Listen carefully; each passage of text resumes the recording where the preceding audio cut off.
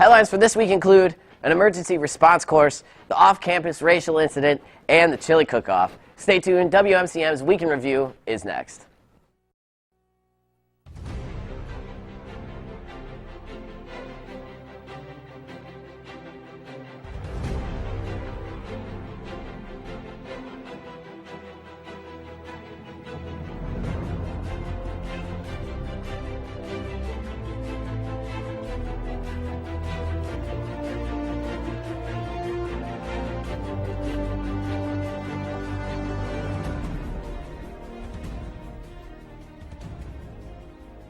Hello, and thanks for watching WMCM's Week in Review. I'm Amber Meyer. And I'm Greg Hill. As many students know, UWL is the place to go for physical therapy and health training. The UWL Physical Therapy Program is continuing education programming is sponsoring an emergency medical response course. This full EMR course provides 24 continuing education credits upon successful completion, and this is taught over a 3-day period. This course is for those without EMR certification, and for those with the certification practice doesn't typically include emergency response. Successful completion conveys American Red Cross, AED, and CPR certification. This 3-day course begins November 11th and continues through the 13th. Every course starts at 8 a.m. and will continue until 5. The course will be taught in room 3010 at the Health and Science Center. For more information, check the UWL calendar for updates and course costs. Less than 2 days ago, our university was struck with another hate crime. Between Tuesday night and Wednesday morning, 4 students of color discovered an intimidating and discriminatory message on the door of their home. As of right now, school officials are unable to say whether what the vandals' motives were or if they were university students.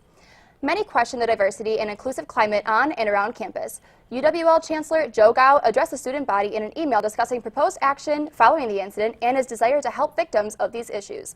Start quote, "This is not, by any means, a free speech issue or a civil discourse. This is pure hate," states Joe Gao in an interview.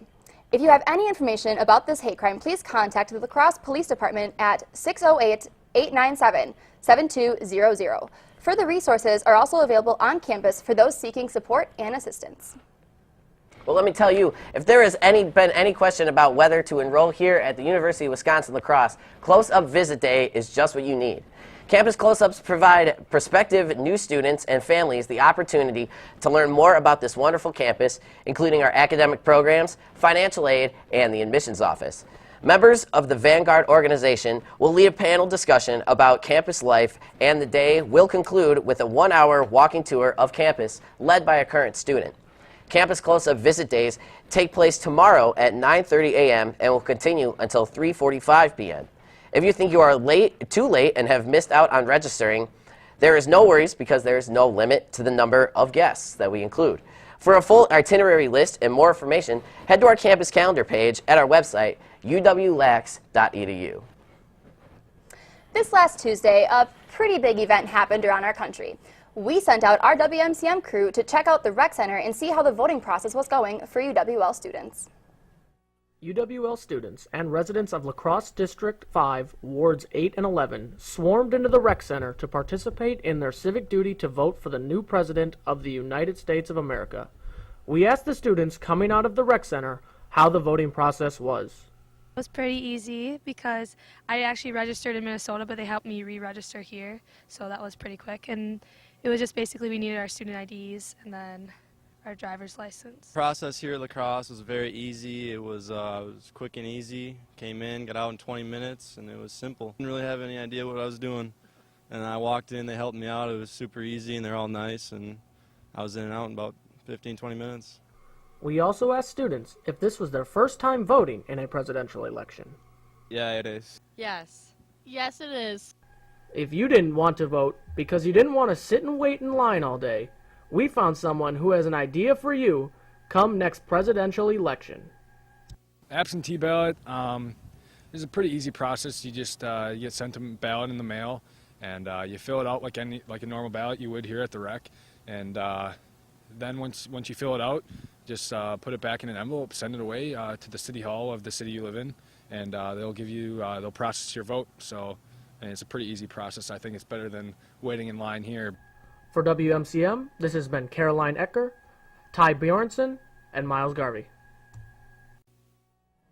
Now, here's Murphy Shannon to talk about some events happening around campus. Thanks, Amber. Registration for the spring semester begins this coming Monday, November 14th. Each student is appointed a certain date and time based on credits earned, and this information, can be found on your Wings account. Before registering, each student is required to meet with their academic advisor to go over what classes to take, the fastest route to graduation, and to address any questions they may have. Classes fill quickly, so make sure that you know what classes to take and register right when your appointment begins. CAB, It Makes Sense in the Wellness Center will be holding their own UWL version of Family Feud tonight at 6 p.m. in the cellar. Prizes will go to the smartest contestants, and it will be a night full of fun. Unfortunately, Steve Harvey was booked tonight, so you'll have to wait to meet your favorite game show host. Finally, on Saturday, after the Eagles' final home football game against Platteville, head over to the Green Grass Cafe to warm yourself up with a wide variety of chili. The RAQ Radio Chili Cook-Off will take place from 5:30 to 7:30 p.m. and will include contestants from a wide variety of student organizations on campus. Prizes will be awarded to the first, second, and third place chilies as voted on by the public. The $5 entrance fee will cover all the chili that you can eat, and all the proceeds will go towards the cute puppies and kitties over at the Cooley Region Humane Society. I personally will be entering the chili cook-off representing the Comm Club, and you heard it here first. I'm not walking away empty-handed. Back to you, Amber. Thanks, Murphy. So, for those who value abundant work opportunities, UWL is the school for you. According to a recently published article from studentloans.net, UWL is ranked number 23 on a list of 250 schools nationwide for the high number of campus jobs provided to students. This ranking was determined by how many non-federal work study opportunities each school offered based on license data from 2016. Currently, UWL offers 1,756 part-time jobs. Many prospective students and their families often inquire about part-time employment opportunities, and this can frequently be a factor in their decision to attend UWL, according to Louise Janke of the UWL Financial Aid Department. On-campus jobs are convenient and a perfect way to decrease the need for student loans. To see the full list for yourself, head over to studentloans.net. The Cooley Region Humane Society has many pets in need of a loving home. Here are some of the animals available in this week's edition of Perfect Pets.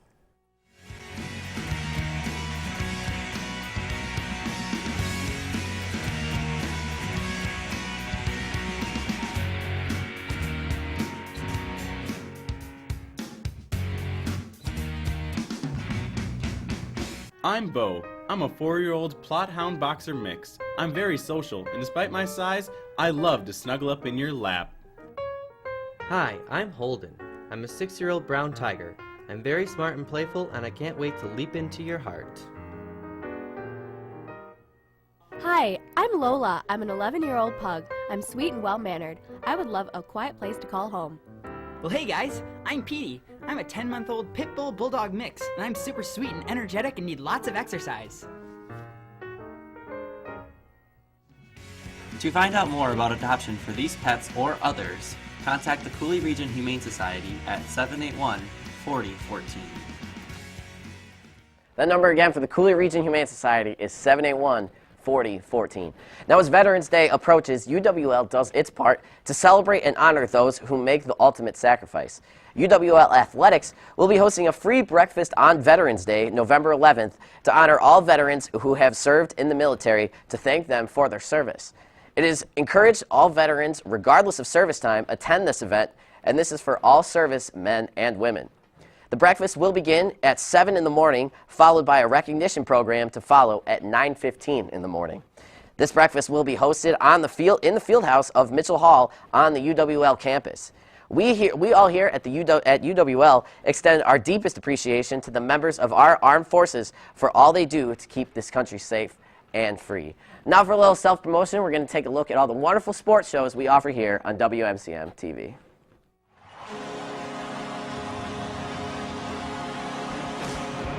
Introducing WMCM's newest sports show, Hot Shot Sports.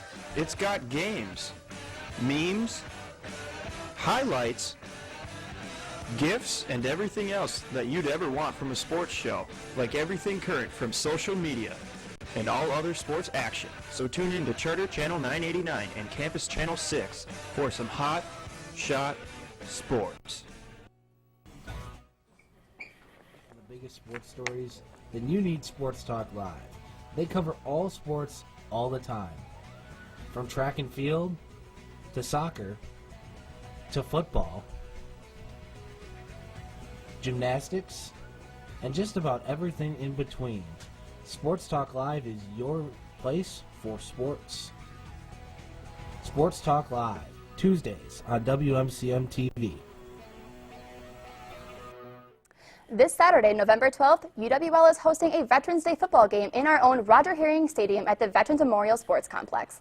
This event will kick off at 1:05 in the afternoon. In this event, UWL is hosting UW Platteville Pioneers, who are currently 7-2 overall, while the Eagles sit at 5-4. The game will kick off with many special recognitions and include a few more throughout, such as a 3-volley firearm salute, a moment of silence, the playing of taps, the presentation of the colors by the ROTC Color Guard, and a flyover if weather permits. All persons with a military ID will be granted admission to the game at no charge. Accompanying persons may purchase additional tickets at the gate for a discounted $4 per ticket. To request accommodation for any possible disabilities, contact Jonelle Street at JSTREED at uwlax.edu or call 608-785-8616. Each week, the WMCM crew goes out to talk to your fellow peers in a segment we call Campus Insight. This week, they asked students if they could be any animal, which animal would they be? Another segment of Campus Insight. This week, we decided to ask the question, what kind of animal would you want to be and why? If you could be any kind of animal, what animal would you be and why? I would be a hippopotamus because they're the sleepers of the animal world. Nobody really takes them seriously until it's just too late. If you could be any kind of animal, what would it be and why? I would be a desert iguana because snakes can't even mess with those guys. They're awesome. I would be a lynx because I have people tell me I look like a lynx. I would be a giraffe because they're really tall and they can reach all the food that they want and they can run a lot faster than I can. What kind of animal would you be and why? I think I would be a lemur because I have really long arms and they're kind of graceful and they move around quickly with those big arms. So I think that would be me. For Campus Insight, this has been Justin Ruenberg and Michael Cornelli. Back to you guys in the studio. Look for the WMCM crew around campus for a chance to have your insights heard on our Campus Insight. Now here's the lovely Hannah Betcher with her review of the movie Spirited Away. 10-year-old Chihiro and her parents stumble upon an abandoned amusement park. After her parents turn into pigs, Chihiro meets the mysterious Haku, who explains that the park is a resort for supernatural beings who need a break from their time spent in the earthly realm, and she must work there to free herself and her parents. Let's take a look at the trailer.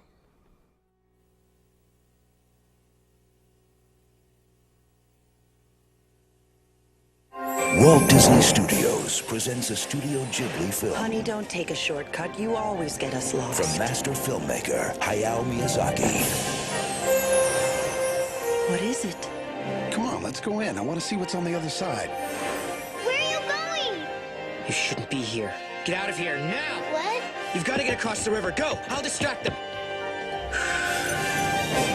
Mommy! I'm dreaming! Don't be afraid. I just want to help you. No! In worlds seen and unseen, where spirits are transformed and sorcerers rule. The witch Baba controls you by stealing your name. If you completely forget it, you'll never find your way home. Your name belongs to me now. One girl's future depends on remembering one thing above all else. I want you to know my real name. It's Chihiro. Experience a magical movie phenomenon embraced by all the world. Haku! On DVD and video, prepare to be spirited away. This is the kind of movie that you know is a kid's movie, but when you're done watching it, you'll say, is it though? Is it really?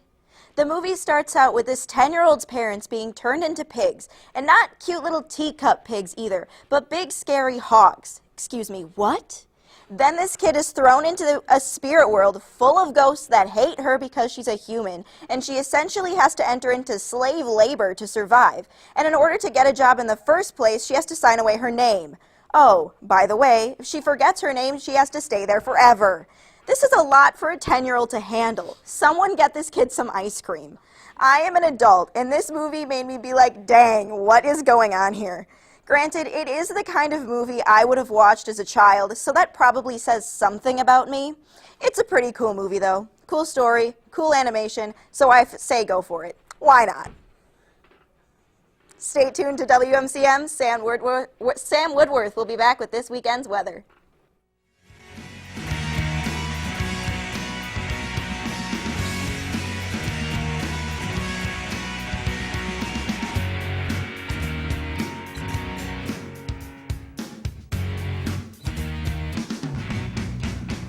I'm Bo. I'm a 4-year-old Plot Hound Boxer mix. I'm very social, and despite my size, I love to snuggle up in your lap. Hi, I'm Holden. I'm a 6-year-old brown tiger. I'm very smart and playful, and I can't wait to leap into your heart. Hi, I'm Lola. I'm an 11-year-old pug. I'm sweet and well-mannered. I would love a quiet place to call home. Well, hey guys, I'm Petey. I'm a 10-month-old pit bull bulldog mix, and I'm super sweet and energetic and need lots of exercise. To find out more about adoption for these pets or others, contact the Cooley Region Humane Society at 781-4014. What's going on, Lacrosse? I'm Sam Woodworth, and this is your UWL weather update. Tonight, we've got mostly clear skies, kind of colder, down to 40 degrees, not too cold to turn on your heat just yet, but we'll get there by the end of the month, I'm sure of it. Let's move on to tomorrow. Mostly or partly cloudy skies, high of only 50 degrees. Keep wearing your jackets. I know you're going to need them, but at least the sun is out, and we can thank God that the sun is going to be out and shining to end our week. How about Saturday? Perfect football weather on Saturday. Sunny and a high of 62 degrees. It'll be a little windy, but I encourage you to see the UWL Eagles at least once this year on Saturday. It should be a fun matchup. And then to round out your weekend, again, sunny, warmer 57. I'd say go out, have a picnic, go do something outside on Sunday because it'll be a great day as we continue great weather here into the start of the month of November. And now, here's Pauline Brown with this week's interview. Thanks, Sam. Today we have Rachel Steffen, who is the co-coordinator of the Green Fund. Thank you so much for joining me, Rachel. Yeah. So first things first, what is the Green Fund? So basically with the Green Fund, every student has their seg fees, right, with the tuition. And so every semester $7 or less comes out of those seg fees, and it can go to this large pot of money that students can apply to take money out of in order to create a more sustainable campus for us. Really cool. So what are some examples of the Green Fund so far that's been utilized on our campus? So just recently in the past few years, we've actually had new LED lighting put into the new student center, the rec center, and we've had new bike fix-it stations put in 2 spots on campus which students can refill their tires, fix their bikes themselves. And one thing that I would like to fix with the Green Fund is, so a lot of students don't really know that the Green Fund does all of these things. Like they don't see that the lights are LED, they don't know that it was the Green Fund that supplied all this money. Yeah. So hopefully we get some plaques in there so students know that they have this opportunity to apply for Green Fund grants. Definitely. I mean, I definitely did not know about the Green Fund before I actually joined Students for Sustainability, but I think it's something that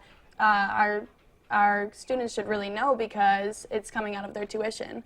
Mm-hmm. What are some plans for the Green Fund in the upcoming future for our school?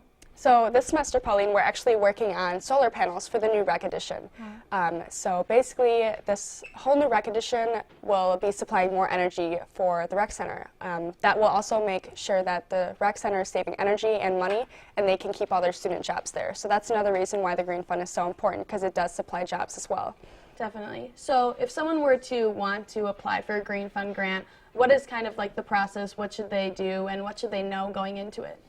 So first, they need to go onto the UW-LACS website, and then they'll have to search sustainability, and then they will find the first link, which has all of the Green Fund applications. Depending on if it's a large grant, which is $2,000 or above, or smaller, it'll tell you which application you need to fill out. You should definitely look over the bylaws first, because you wouldn't want to waste a couple of days applying for a Green Fund grant and not be able to actually apply for one. So then on the website it actually says which Green Fund coordinator you need to go through as well. So I work with the larger grants, which are $2,000 or above, and then my co-coordinator, Spencer, works with the smaller grants. And how long would it usually take to see a Green Fund idea be put to life, in just a general idea? Again, depending on if it's a smaller grant or a larger grant, it can take a longer or shorter time. It also depends on how fast you're willing to work with these companies and with campus to have them implemented. So a larger project like the solar panels is obviously going to take quite a longer bit of time. So you have to work with the companies, again, and getting them paid, and you have to have all of that figured out. But for smaller grants, if you're doing something smaller, like just having plastic bags be turned into compostable or reusable bags, that'll take a lot less time. Mm-hmm. In your opinion, do you consider our campus green, as some would say? We do have a lot of great things that are going on here sustainability-wise, such as Centennial. That is a very green building. It has the star, but we actually are falling behind other UW campuses, which a lot of people don't know. So one thing we could do to fix that is obtain a sustainability coordinator. And what they could do is coordinate all the great things we have going on here. So we have Students for Sustainability, we have the Green Fund, we have a lot of other green projects going on, but sadly they're not coordinated, and so we don't get as much done as other campuses do. And with a sustainability coordinator, we could also connect easier with other campuses. So do you think we could get a sustainability coordinator with the Green Fund? It's a possibility if we're able to change the bylaws, but sadly that's not an option right now. Okay, that's kind of unfortunate. So you are also the co-chair of Students for Sustainability. What are some things that organization has been doing on our campus? So during fall every year, we do have our Green and Sexy calendar, which is just kind of to promote SFS and a lot of the greener things happening around La Crosse. And it does support all of our local businesses, shows you where you can shop local, which is really great. And it gets people out into nature, as you can see. And also we do have our Fall Sustainability Series. Cool. So what is the Fall Sustainability Series? So that's just a series of projects put on throughout fall. So basically what one of our exec members did this year is put on the Light Up the Night bike program, which got students a tour around La Crosse basically, and where they can, the fastest routes to take on their bikes. And they also won Green Fund bike lights through that, which is cool, yeah. Awesome. So if one student was to want to become involved with Students for Sustainability, what would you tell them they could do?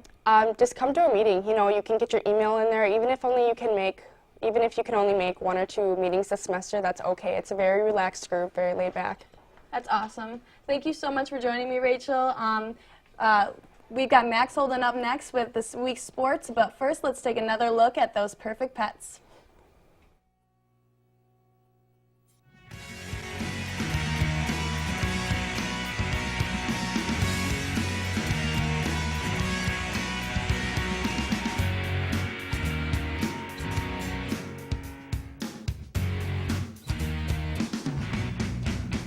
I'm Bo. I'm a 4-year-old Plot Hound Boxer mix. I'm very social, and despite my size, I love to snuggle up in your lap. Hi, I'm Holden. I'm a 6-year-old brown tiger. I'm very smart and playful, and I can't wait to leap into your heart. Hi, I'm Lola. I'm an 11-year-old pug. I'm sweet and well-mannered. I would love a quiet place to call home. Well, hey guys, I'm Petey. I'm a 10-month-old pit bull bulldog mix, and I'm super sweet and energetic and need lots of exercise. To find out more about adoption for these pets or others, contact the Cooley Region Humane Society at 781-4014. Again, the phone number for the Cooley Region Humane Society is 781-4014. Hello, welcome back to Week in Review. I'm Max Holden, here with this week's sports updates.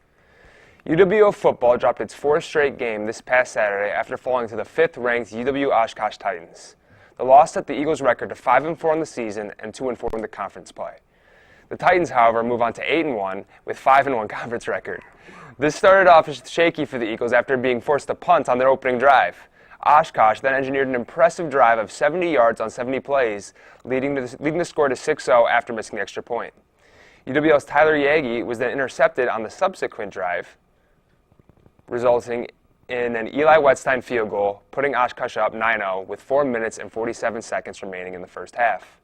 It wasn't until then that UWL finally found their offense, closing the gap to 9-7 after an 80-yard drive that resulted in a Joel Oxton fumble recovery on the 1-yard line that resulted in a touchdown.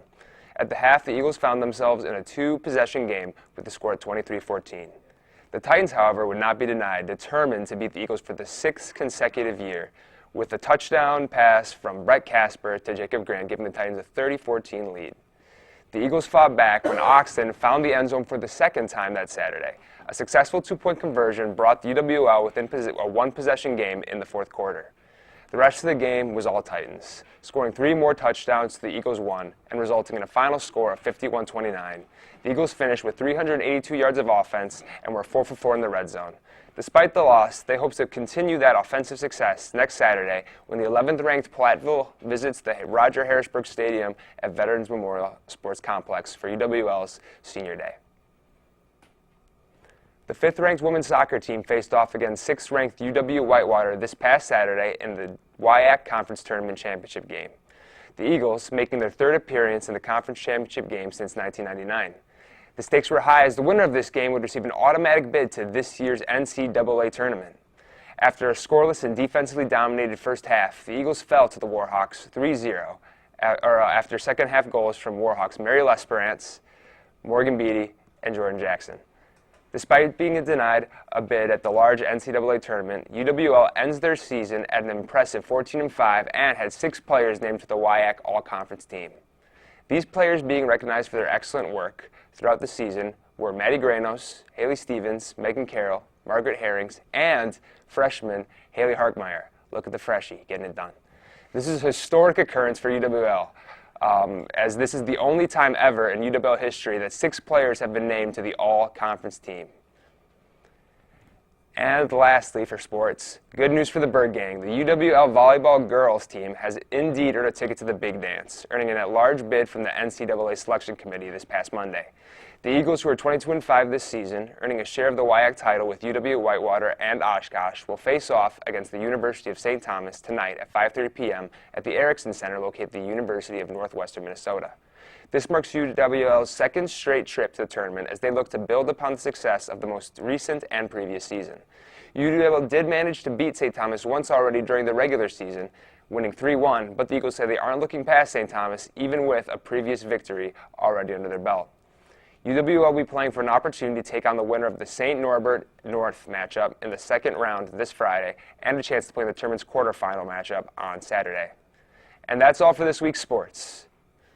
All right. Cool. Well, that's pretty interesting stuff. So after this weekend's football game, are you guys going to head to the chili cook-off over at Greengrass? I will try to make my way over. Absolutely. I'm excited to try Murphy's chili. Yeah. See if you can back it up. Too, so you guys better actually be there. I'm going to win. I don't know. Sorry, Murphy, but I'm a good cook. I want to see if we can back it up. I like the heated inter-house rivalry we got going on here. It's all just friendly competition. It'll be good. Until the crock pots are cracked out, right? Yeah, pretty much. Is that like a Pee Wee T-ball trophy he brought on, you think? Oh, I think he would argue with that, saying that it was a very bigger trophy than that. Okay.